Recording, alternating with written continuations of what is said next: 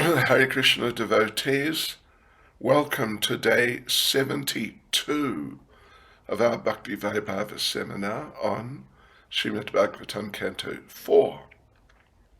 And we are just starting chapter 27 today. Chapter 27 is titled Attack by Chandavega on the city of King Paranjan. Then the character of Kalakanya. So there's a semicolon between them. Two topics actually. First of all, the attack by Chandavega on the city of King Paranjan, and then the character of Kalakanya. Kalakanya is the daughter of time. First of all, let us begin with our prayers. Nama Om Vishnupadaya Krishna Prestaya Bhutale Shrimati Bhakti Vedanta Swaminiti Namane Namaste Saraswati Deve Gauravani Prachane Nirvishesha Shunyavadi Paschetyadejatarane Sri Krishna Chaitanya Prabhu Nityananda Sri Advaita Gadadha Shivasani Gaura Bhakta Vrinda Hare Krishna, Krishna Krishna, Hare Hare, Hare Rama, Rama Rama, Hare Hare.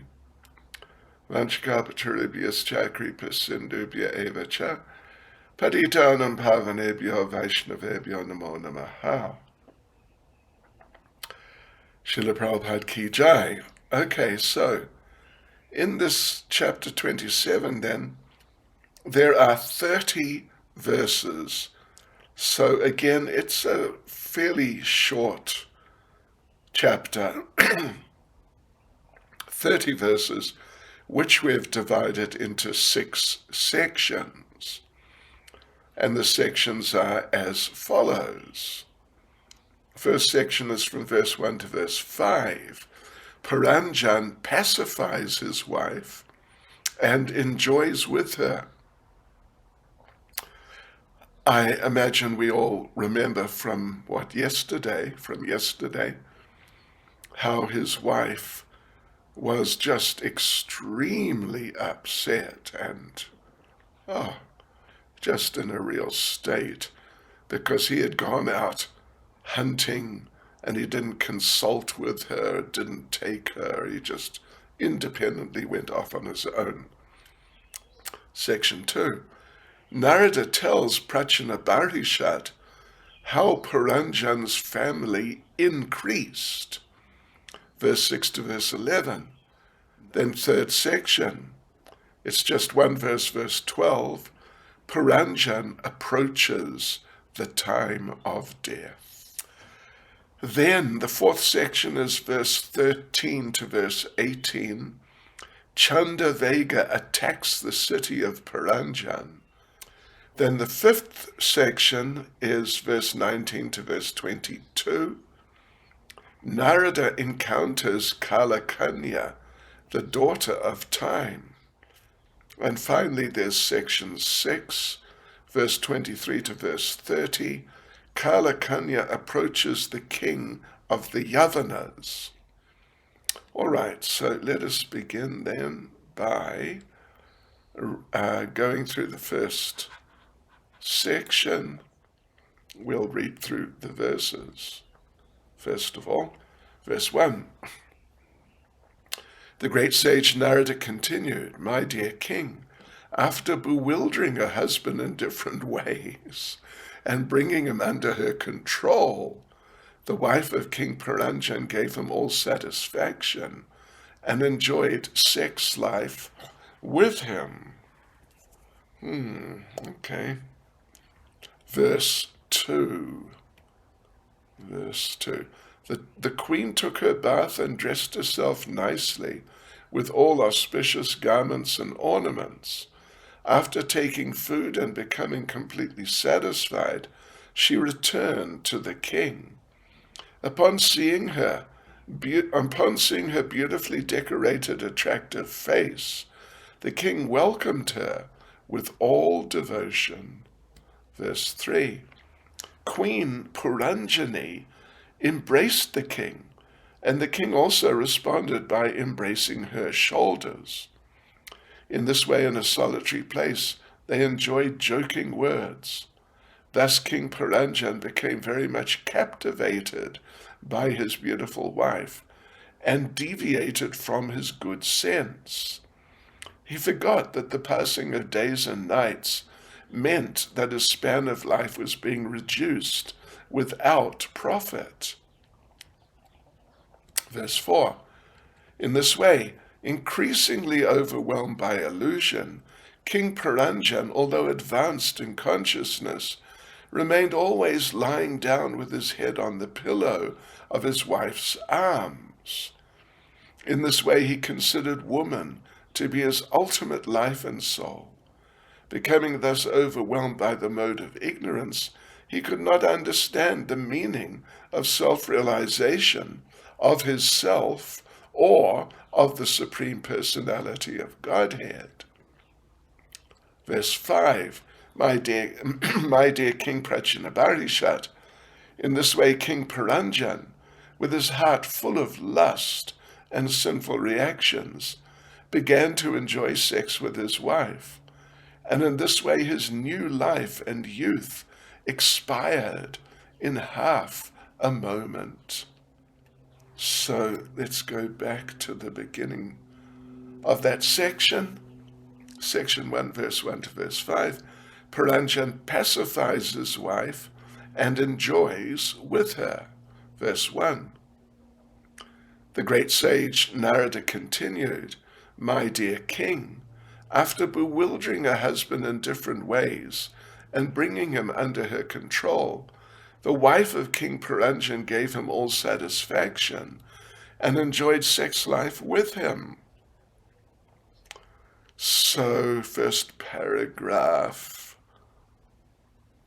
is just going back over what had happened, how he'd been hunting, returned home, took a bath, ate, saw her lying just devastated, and now he's trying to sort of win her over again. Yeah, so Prabhupada, at the end of the purport, it's just a short purport. I mean, at the end of the paragraph, short paragraph, Prabhupada says, a living entity is similarly engaged in the material world in sinful activities. These sinful activities may be compared to King Puranjan's hunting in the forest. Yes, okay, so now the second paragraph. Prabhupada explains that a sinful life, if a person has lived very sinfully, it can be counteracted by religious processes of yajna, sacrifice, vrata, of taking vows, dan, giving charity, these types of things. And in this way you can reawaken, you can become free from the sinful reactions and reawaken your Krishna consciousness. So Puranjan, when he came home, took his bath, ate nicely, got refreshed, found his wife. Prabhupada says he came to his good consciousness in his family life. In other words, systematic family life based on the Vedas is better than irresponsible, sinful life. So if the husband and wife combine in Krishna consciousness, it's very nice. But if the husband again becomes too attracted to the wife, then materialistic life will resume. Srila Prabhupada says. So therefore Srila Rupa Goswami has advised anasaktasya vishayan yatarham upayunjata nirbandha Krishna sambandhe yuktam vairagyam uchyate. It's from Bhakti Rasamrita Sindhu, that without being attached to sex life, the husband and wife can live together for spiritual advancement. The husband should engage in devotional service, and the wife should be faithful and religious, according to the Vedic injunctions. But the problem is if the husband particularly, becomes too much attracted to the wife due to sex life, then it's a dangerous situation. Prabhupada makes an interesting point that, some women, or I don't know how many women, may not agree with, but it's a point that is made sometimes, that women are very sexually inclined. And Prabhupada says that it is said that a woman's sex desire is 9 times stronger than a man's. Sure. Yes, well, anyway, that's a very interesting idea, to say the least. So a man must keep his wife under control by giving her ornaments, food, clothes, engage her in religious activities, have children. Otherwise, if she's not kept, so to speak, under control, or satisfied at least in these different ways, then there'll be so much disturbance. Yeah. And if a man becomes attracted to his wife just for sex life, then family life just becomes abominable. 3rd paragraph. So Chanakya, we mentioned some things about Chanakya a little while ago, that, he's got all sorts of clever sayings, about all sorts of different situations that occur in life, and, like wise-isms. So here Prabhupada quotes another one of his, Bharya Rupavati Shatru, a beautiful wife is an enemy. Of course, in the eyes of every man, his wife is beautiful. Other people may have different ideas about his wife, but the husband thinks she's beautiful. Then, if he sees her as being very beautiful, then we can take it he's too attracted to her. So otherwise, in general, the whole world is captivated by passion and ignorance, and women are generally passionate and ignorant to a greater extent than men. So the husband must be careful not to be controlled by that. So if by Krishna consciousness the man can come to goodness and stay in goodness, and in this way control his wife, who is more in passion and ignorance, then the woman will be benefited. Then, if, the husband creates very nice atmosphere, Krishna conscious atmosphere, at home and in their relationship, then Prabhupada says she may forget her inclinations to passion and ignorance and become faithful to her husband who's in goodness, in Krishna consciousness. And such a life, Prabhupada says, is very wholesome. Then they can work together, their intelligences can work together nicely, and they can both make progress. But otherwise, if they're not capable of that, particularly the husband, if he's not capable of creating such a nice atmosphere at home and engaging his wife very nicely and Krishna conscious activities at home, then the mode of goodness will be lost, passion and ignorance will predominate, and the whole situation will just become polluted. So, fourth paragraph, the conclusion is that household life is better than a sinful life devoid of responsibility. But if the husband becomes subordinate to the wife, then material life can become prominent again, and then material bondage will just develop. The man's material bondage will become enhanced. Prabhupada concludes the purport by saying, because of this, according to the Vedic system, after a certain age, a man is recommended to abandon his family life for the stages of vanaprastha and sannyas. Right, so on we go, devotees, to verse 2.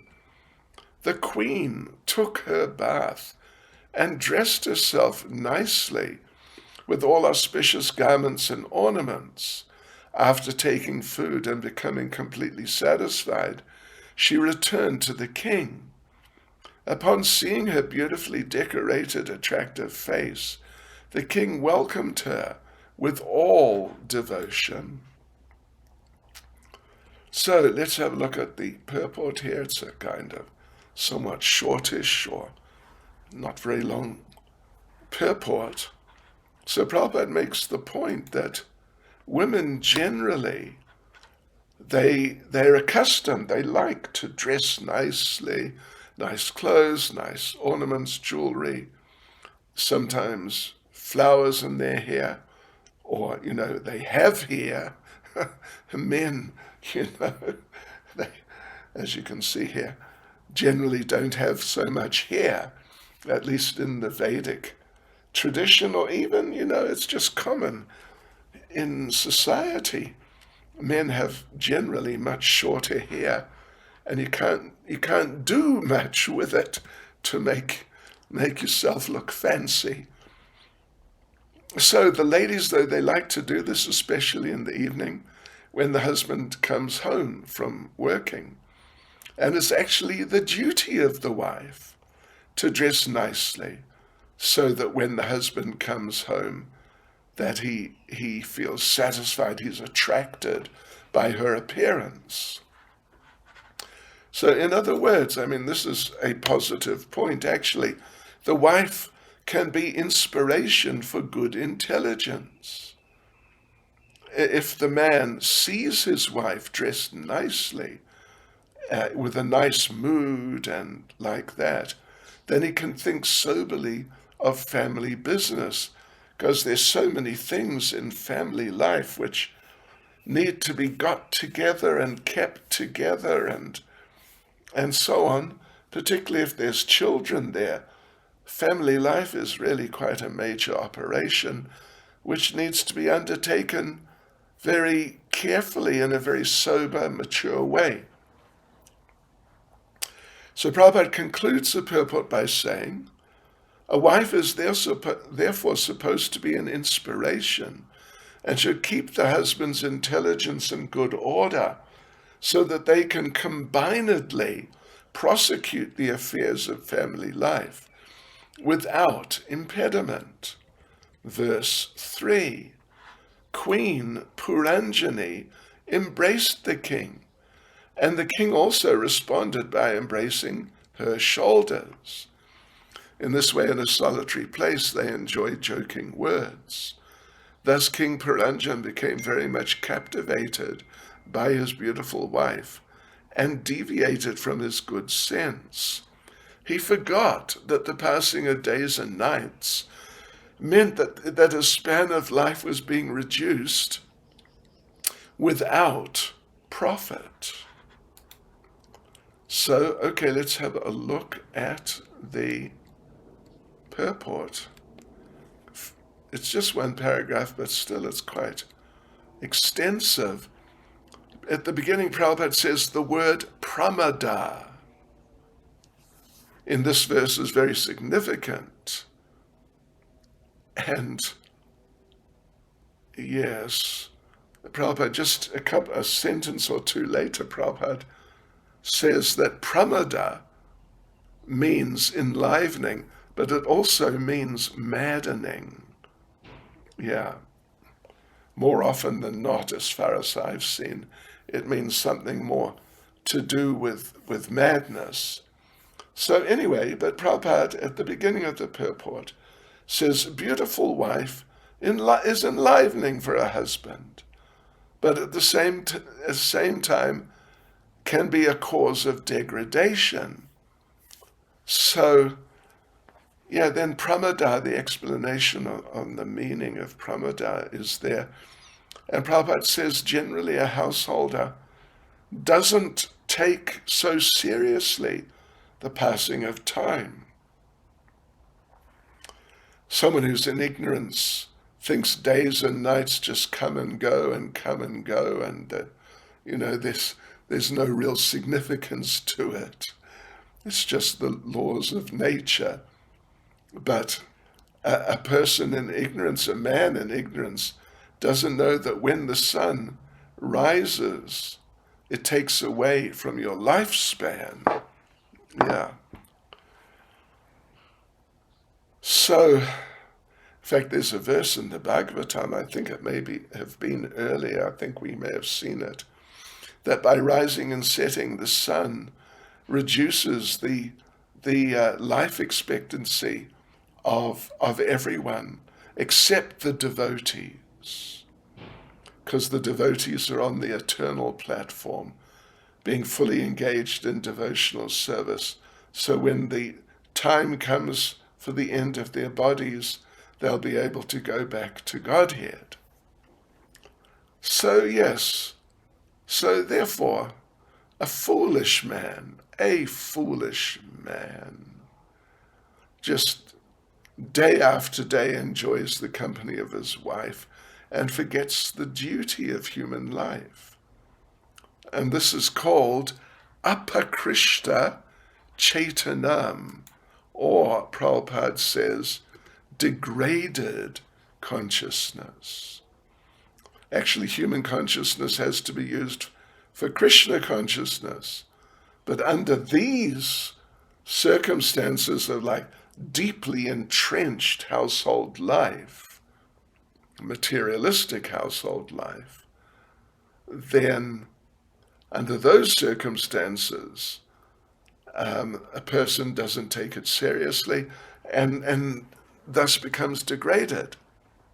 Doesn't know that, as Chanakya actually said, but I mean it's a simple point of intelligence in Krishna consciousness, that you cannot buy back any time for any amount of money. So therefore the greatest loss in life is time just passing without you using it for understanding Krishna. Every moment should be used properly for the increasing of devotional service. Otherwise, shrama eva hi kevalam. That's referring to Srimad Bhagavatam 128. Dharmasvanustita pumsam vishvaksena kadasuya napada yed yadi ratim shrama eva hi kevalam. If after, well, Prabhupada paraphrases the translation, if after performing one's occupational duty very perfectly, one does not make progress in Krishna consciousness, it should be understood that he simply wasted his time in valueless labor.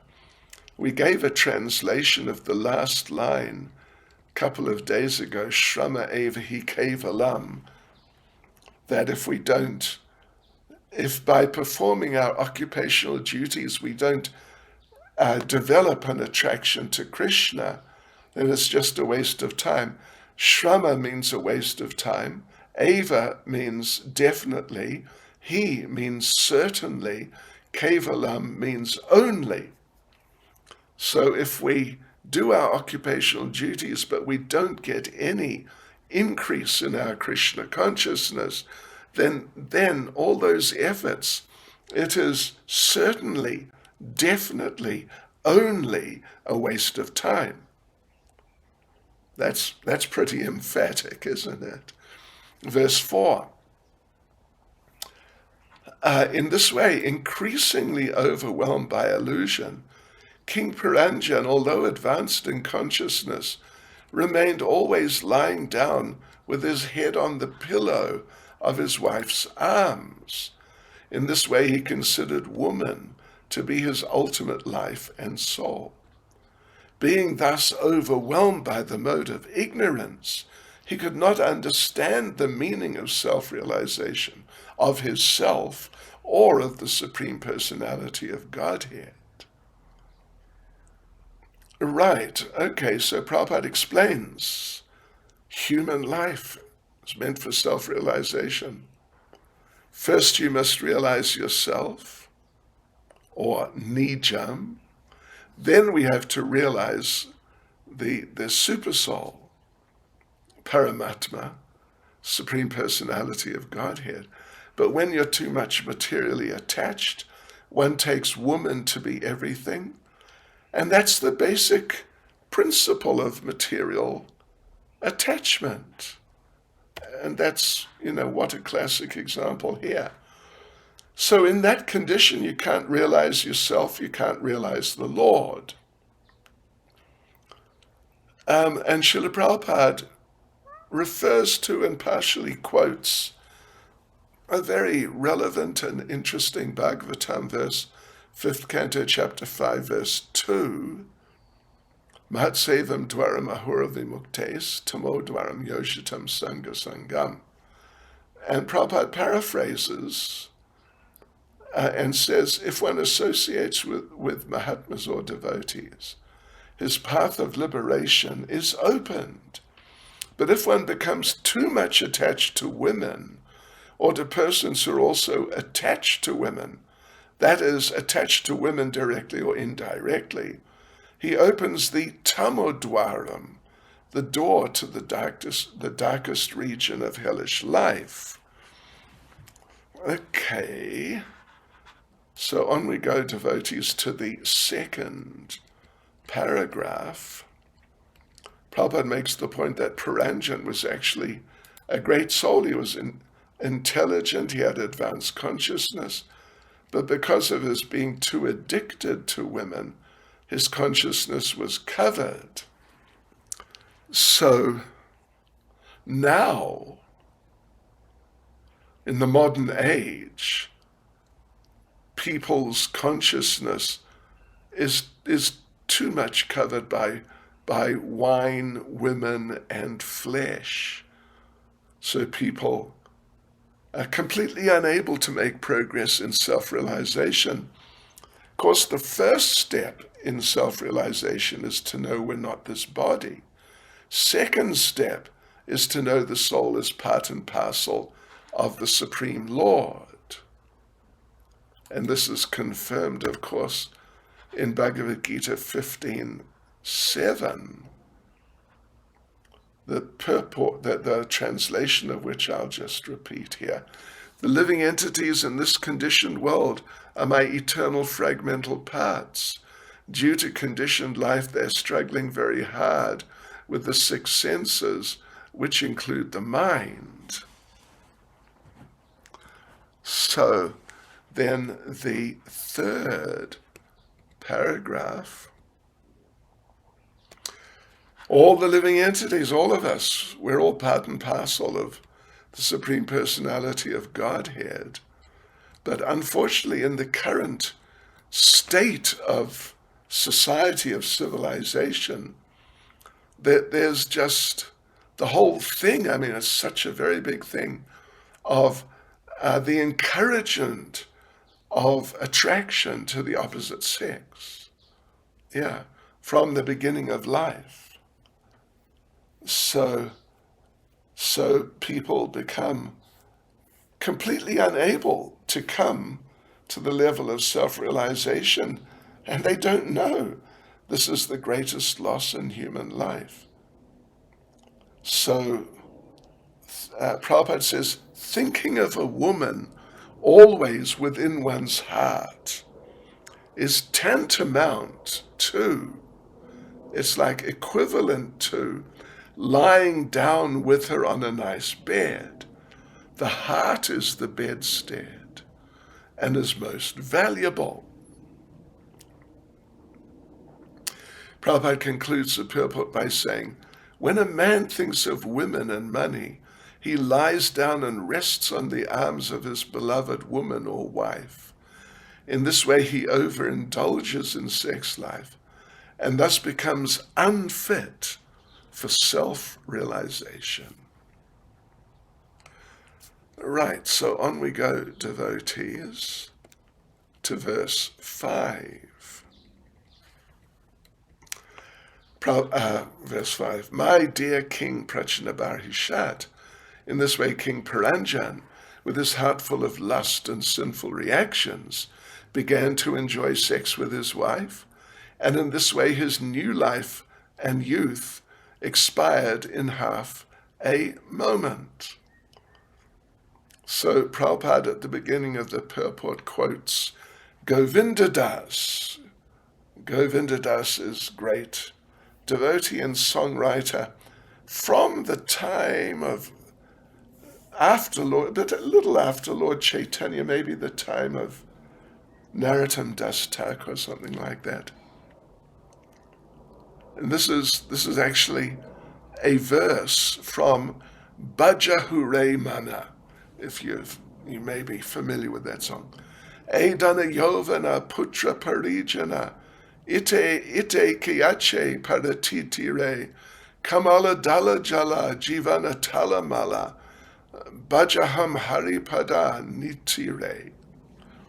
So Prabhupada points out that in this verse, Govinda Das is saying that there's no bliss in the enjoyment of youthful life. Of course, in youth, a person becomes very lusty to enjoy sense objects, form, taste, smell, touch, sound.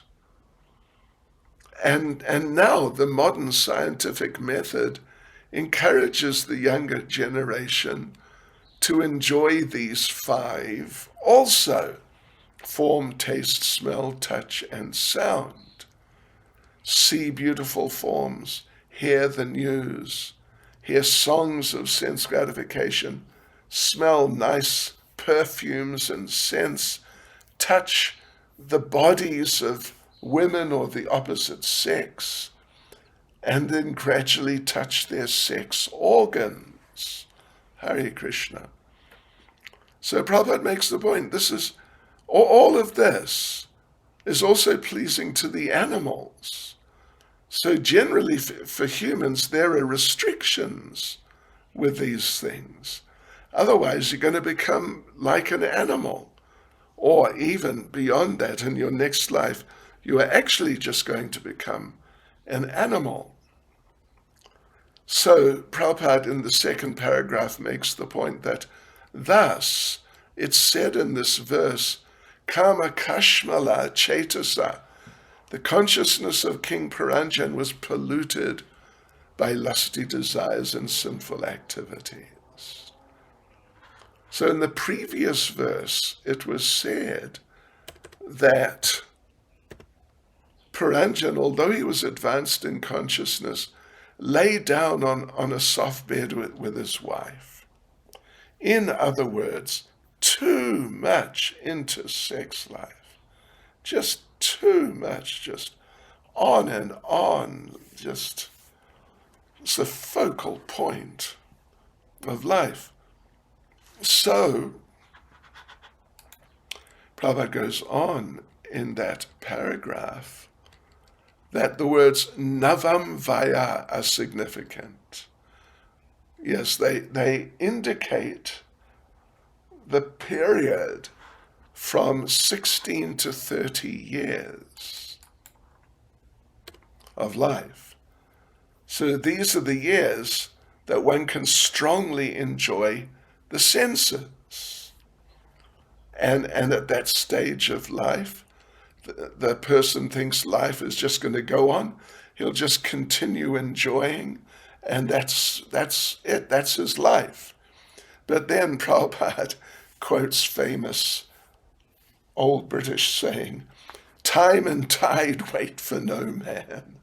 And before you know, your youth period is finished, and you feel the encroachment of older age.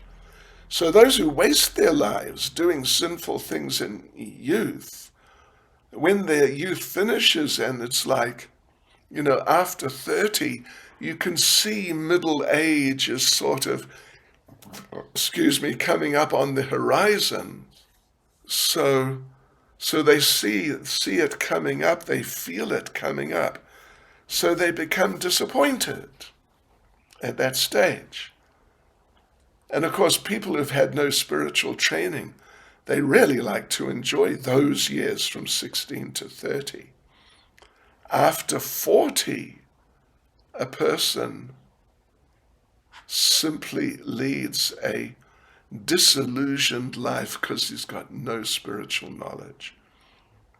So like this, King Puranjan's pleasure from lying with his wife, it all expired very quickly. Third paragraph, Kama Kashmala Chetasa indicates unrestricted sense enjoyment, which is not allowed in the human form by the laws of nature. And if a person does that, it means he's becoming absorbed in sinful life. We see the animals don't violate the laws of nature. The animal's sex impulse is strong at certain times. But like when the opposite sex is, it's called in certain circles in heat. In heat means like sexually, the reproductive system is really active. And so the male becomes aware of that. And Prabhupada says for lions it's like that. But then, because it only happens once a year, that the female becomes on heat. So the lion only enjoys sex once a year.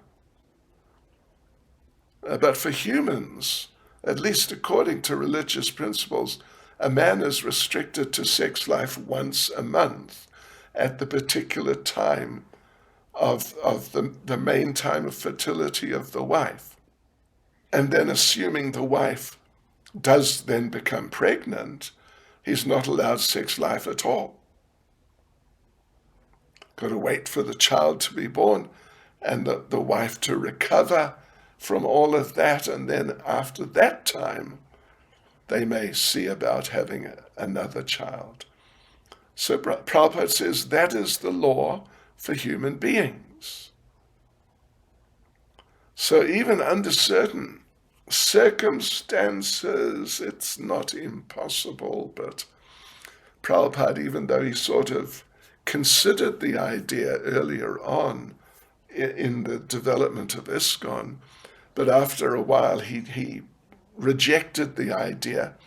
But in a certain sense, it's not impossible that a man can keep more than one wife if he can't restrict himself during the period that the wife is pregnant. And this is stated in Manu Samhita and some other scriptures. So on we go to the fourth paragraph.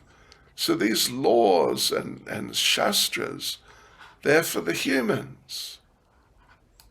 And if someone violates those injunctions, then that person becomes sinful. So the conclusion is, and this is such an important conclusion, unrestricted sense enjoyment means sinful activity. And sinful activity means heavy and negative reactions. A person who's doing sinful activities cannot change his consciousness. You can't change your consciousness for the better. So what we really must do, our real function, is change our consciousness from kashmala, which was mentioned just in the previous paragraph, kama kashmala chetasa. Change, so the thing we should really do is change our consciousness from kashmala, or sinful consciousness, to Krishna consciousness, supremely pure. So that's confirmed in Bhagavad Gita chapter 10, verse 12. There it said, Param Brahma, Param Dhamma, Pavitram, Paramam Bhavam. Krishna is the supreme pure, and if we change our consciousness from material enjoyment to Krishna, we become purified. So, Prabhupada concludes the purport by saying, this is the process recommended by Lord Chaitanya Mahaprabhu as the process of Cheto Darpana Marjanam, cleansing the mirror of the heart.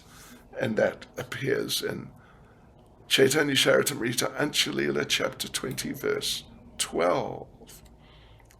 So, okay, that was quite a bit on that subject. Let's go on to the second section, verse 6 to verse 11. Narada tells Prachana Barhishat how Puranjan's family increased. Verse 6 to verse 11. So we'll go through the verses first of all. Verse 6. The great sage Narada then addressed King Prachana Barhishat, O one whose lifespan is great, Virat. In this way, King Puranjan begot 1,100 sons within the womb of his wife, Puranjani. However, in this business, he passed away half of his lifespan. Verse 7. O Prajapati, King Prachana Barhishat. In this way, King Puranjan also begot 110 daughters. All of these were equally glorified like the father and mother. Their behavior was gentle, and they possessed magnanimity and other good qualities. Verse 8. After this, King Puranjan, king of the Panchala country, in order to increase the descendants of his paternal family, married his sons with qualified wives, and married his daughters with qualified husbands. Verse 9. Of these many sons, each produced hundreds and hundreds of grandsons. In this way, the whole city of Panchala became overcrowded by these sons and grandsons of King Puranjan. Verse 10.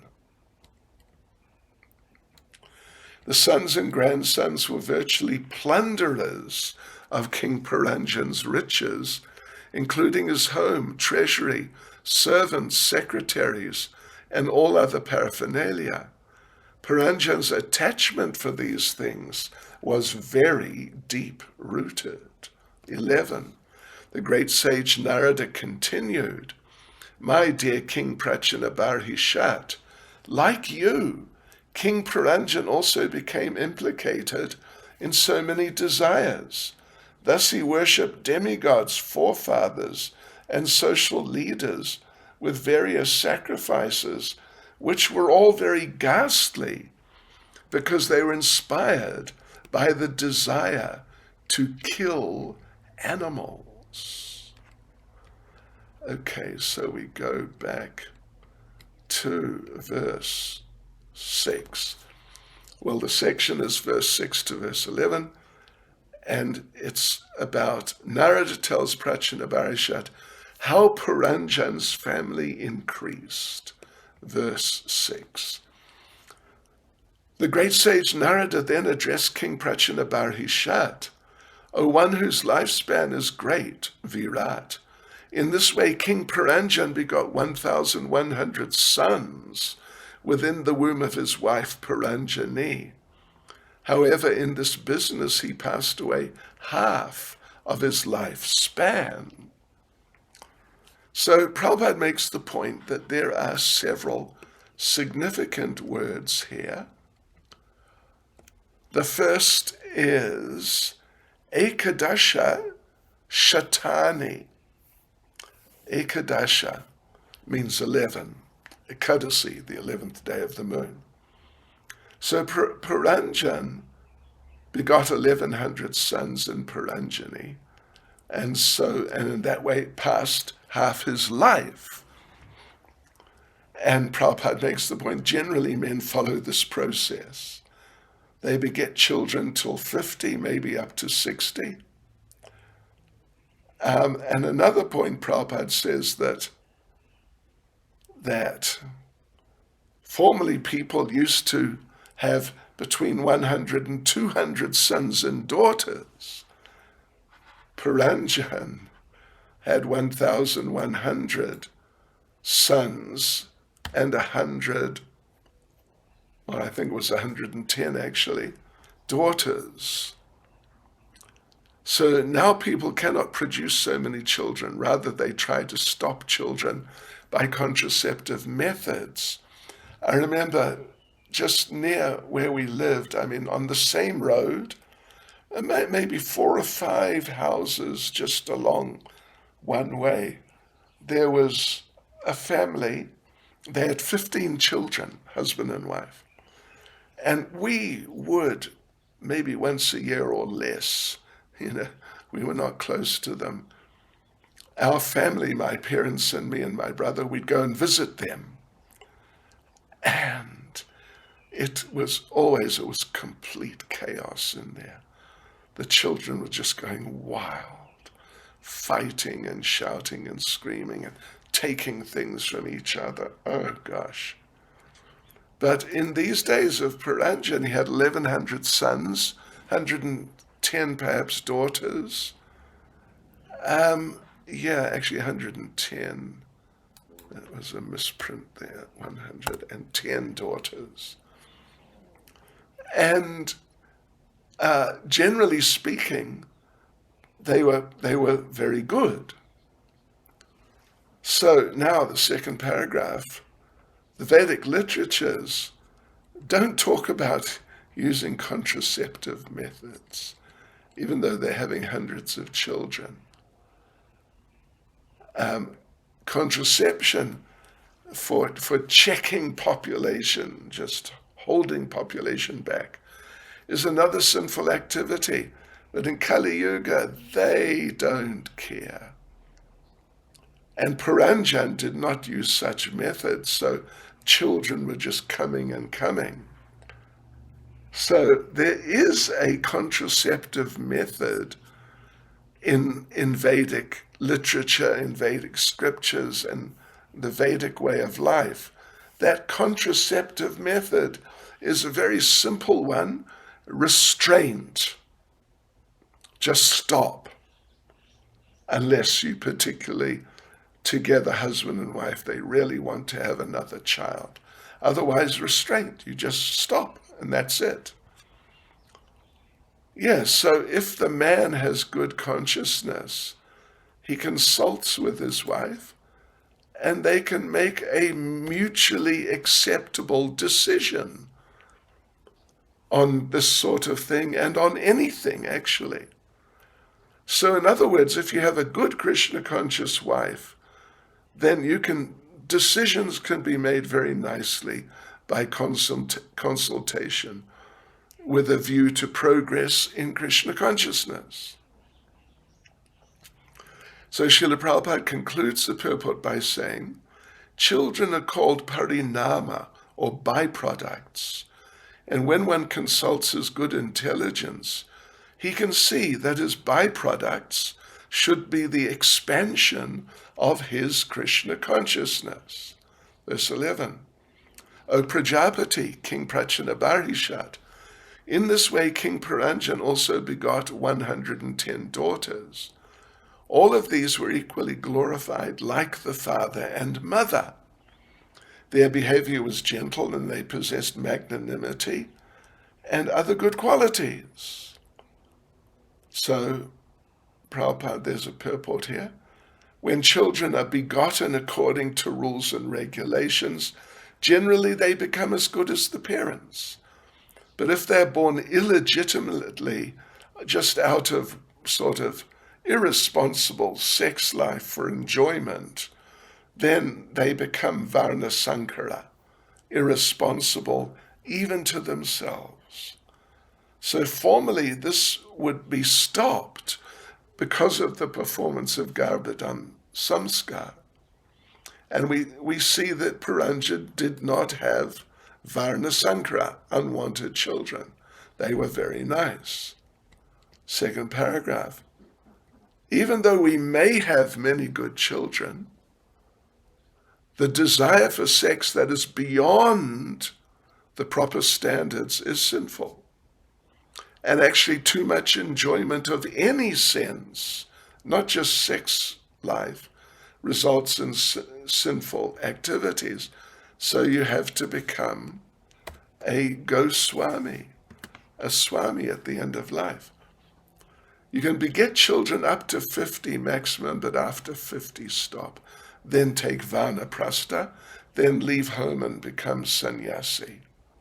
Yeah. Don't take sannyas whimsically, but you must be confident you can control yourself. So in that sense, Puranjan's family life was happy. Prabhupada concludes the purport by saying, everyone desires to have more sons than daughters, and since the number of daughters was less than the number of sons, it appears that King Puranjan's family life was very comfortable and pleasing. Verse 8. After this, King Puranjan, king of the Panchala country, in order to increase the descendants of his paternal family, married his sons with qualified wives and married his daughters with qualified husbands. So Prabhupada begins the purport by saying, according to the Vedic system, everyone should marry. One has to accept a wife because a wife will produce children, and the children will offer foodstuffs and funeral ceremonies so that the forefathers, the father particularly, when he's died, can be helped to have a better position after death. So, and this involves offering of oblations in the name of Lord Vishnu. It's called Pindodika. So not only was Puranjan satisfied in his own sex life, but he arranged for the sex life of his children. Prabhupada, there's an incident Giriraj Maharaj told me about many, many years ago. He was with Prabhupada traveling around India, and they were visiting some wealthy business person, and this man called all his children over, they were adult children, to be introduced to Prabhupada. So he introduced them to Prabhupada one after the other. This is my oldest son and his wife. This is my second son and his wife. This is my third son and his wife. This is my fourth son and his wife. And in between one of these young couples, Prabhupada turned to the devotees and said, this is my sex life. So like this, though, an aristocratic family becomes a dynasty. He got his sons and daughters married. This is duty of parents.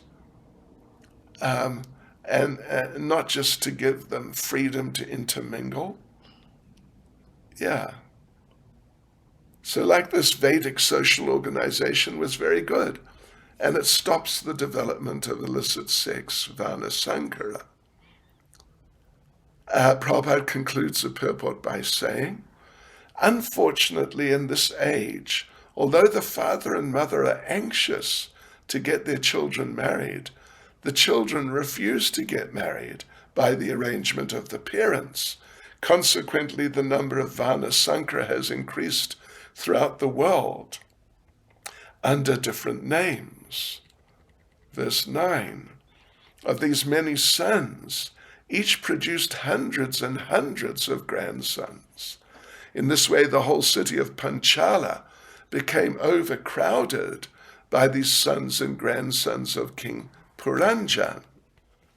So first paragraph, Prabhupada reminds us that we must remember Puranjan is the living entity. In a sense, he's King Prachinabharishat, but in a general sense, he's the living entity. And the city Panchala is the body.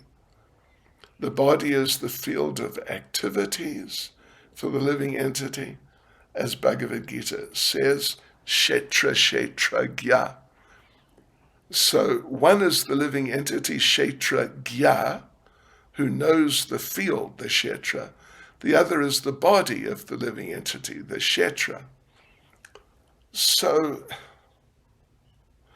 Prabhupada says any living entity can understand that he's covered by the body. If he contemplates the body, then he'll see that the body is his body. It's his possession. It's not exactly him. Bhagavad Gita chapter 2:13, very famous. Dehinosmin yata dehi. The proprietor of the body is within the body.